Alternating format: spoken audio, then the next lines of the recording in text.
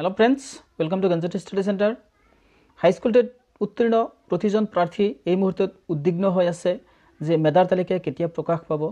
যেহেতু high school TET উত্তীर्ण প্ৰতিজন প্ৰাৰ্থীয়ে ইতিমধ্যে অসমৰ ইমূৰৰ পৰা সিমূৰলৈ ঘূৰি বহু কষ্টৰে ভেৰিফিকেশ্যন প্ৰক্ৰিয়া সম্পূৰ্ণ কৰিলে।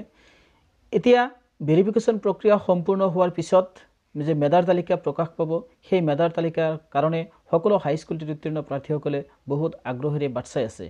গতিকে এই ভিডিওটোৰ জৰিয়তে মই আপোনালোকক মেধাৰ তালিকা কেতিয়া প্ৰকাশ পাব আৰু কিছুমান গুৰুত্বপূৰ্ণ কথা এই ভিডিওটোৰ জৰিয়তে আপোনালোকক অৱগত কৰাম। গতিকে আপোনালোকে মোৰ এই ভিডিওটো ভাল পালে ভিডিওটোত এটা লাইক কৰিব আৰু মোৰ চেনেলটো সাবস্ক্ৰাইব কৰিব, কিয়নো জ্ঞানজ্যোতি ষ্টাডি চেণ্টাৰ অসমৰ প্ৰতিজন হাইস্কুল টেট উত্তীৰ্ণ প্ৰাৰ্থীৰ কাৰণে বহু কষ্টৰে বিভিন্ন ধৰণৰ খা খবৰ যোগাৰ কৰি আপোনালোকক অৱগত কৰাই আছোঁ। গতিকে মোৰ এই চেনেলটো অনুগ্ৰহ কৰি সাবস্ক্ৰাইব কৰি লগতে থকা বেল আইকনটো প্ৰেছ কৰি অল অপশ্যনত ক্লিক কৰিব।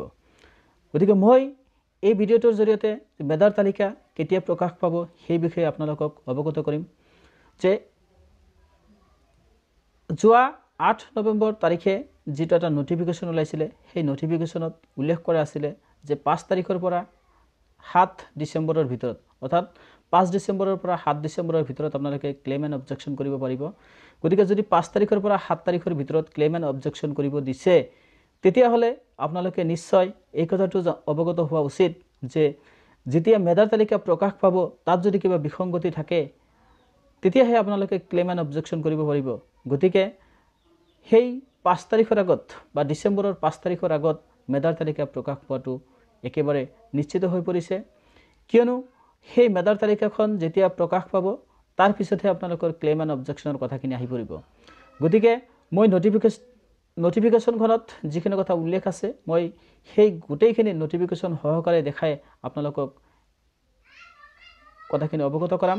গতিকে মই এই ভিডিওটোৰ জৰিয়তে আপোনালোকক এইখিনি কথা অৱগত কৰাব বিচাৰিছিলোঁ যে হাইস্কুল টেটৰ যি প্ৰথম মেধাৰ তালিকা, সেই মেধাৰ তালিকাটো ডিচেম্বৰ মাহৰ 5 তাৰিখৰ আগতে প্ৰকাশ পাব, কিয়নো হাইস্কুল টেটৰ ওপৰত যিমানখিনি কেছ চলি আছে সেইকেইটা গ্ৰেছ আৰু বিশেষকৈ গ্ৰেছ আৰু নন গ্ৰেছৰ যিটো কেছ চলি আছে সেই কেছটোৱে বহুখিনি প্ৰাধান্য পাইছে আৰু সেই কেছটো ইতিমধ্যে মীমাংসা হোৱাৰ পথত। গতিকে 1 ডিচেম্বৰৰ পিছতেই সেই কেছটোৱে কিবা এটা সিদ্ধান্ত হ'ব। গতিকে সেই সিদ্ধান্ত হোৱাৰ লগে লগে হাইস্কুল টেটৰ যিখিনি প্ৰথম মেধাৰ তালিকা, সেই মেধাৰ তালিকাখন প্ৰকাশ পাব। আৰু লগতে মই আৰু এষাৰ কথা আপোনালোকক কৈ থওঁ যে হাইস্কুল টেটৰ মেধাৰ তালিকাখন যিখিনি প্ৰকাশ পাব সেই মেধাৰ তালিকাত মাত্ৰ নগণ্য সংখ্যক মানুহৰেহে নাম থাকিব।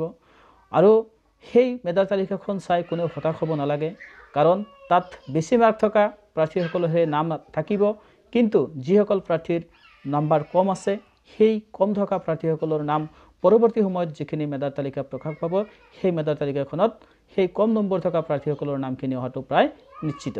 গতিকে আপোনালোকে প্ৰথম মেধাৰ তালিকাখন চাই কোনো ধৰণৰ হতাশ নহ'ব।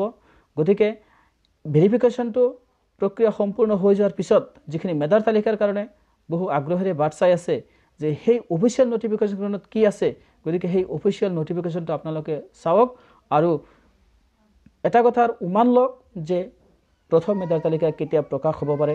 গতিকে আপোনালোকক মই নটিফিকেশ্যনৰ মাজলৈ লৈ গৈছোঁ।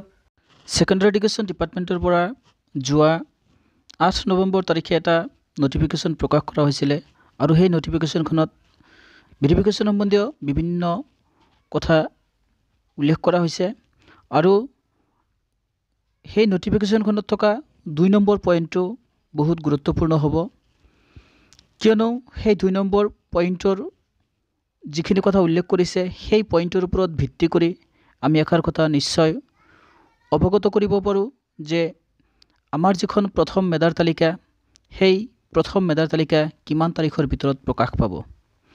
2 নম্বৰ পইণ্টটোত কি লিখা আছে আপোনালোকে সকলোৱে গুৰুত্ব সহকাৰে চাব যে claim and objection if any may be lodged to the director of secondary education from 5/12/2020 to 7/12/2020.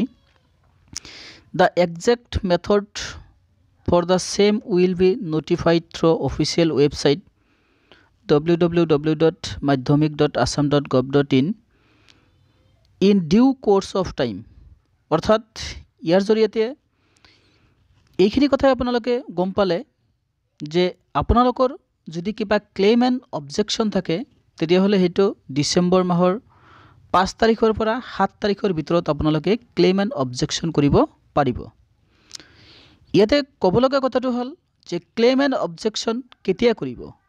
যেতিয়া নেকি আপোনালোকৰ প্ৰথম মেধাৰ তালিকাত নামখিনি অন্তৰ্ভুক্ত হ'ব, যদি তাত কিবা ধৰণৰ বা কোনো ধৰণৰ বিসংগতি থাকে তেতিয়াহ'লেহে আপোনালোকে ক্লেইম এণ্ড অবজেকশ্যন আগবঢ়াব।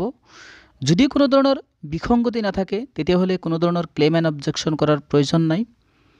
এতিয়া কথাটো হ'ল যে আপোনালোকে ক্লেইম এণ্ড অবজেকশ্যনৰ কাৰণে যিখিনি 5 তাৰিখৰ পৰা বা ডিচেম্বৰৰ 5 তাৰিখৰ পৰা ডিচেম্বৰৰ 7 তাৰিখৰ ভিতৰত যিখিনি ক্লেইম এণ্ড অবজেকশ্যন কৰিব দিছে সেই কামখিনি যদি মেধাৰ তালিকাই প্ৰকাশ নহয় তেতিয়াহ'লে কেনেকৈ কৰিব? গতিকে আমি ইয়াৰ দ্বাৰাই এটা কথা অনুমান কৰিব পাৰোঁ যে হাইস্কুলৰ যি প্ৰথম মেধাৰ তালিকা প্ৰকাশ পাব সেইটো ডিচেম্বৰ মাহৰ 5 তাৰিখৰ আগতে ওলোৱাৰ পূৰ্ণ সম্ভাৱনা আছে। গতিকে আজিলৈ ইমানেই। থেংক ইউ ফৰ ৱাচিং। জয় আই অসম।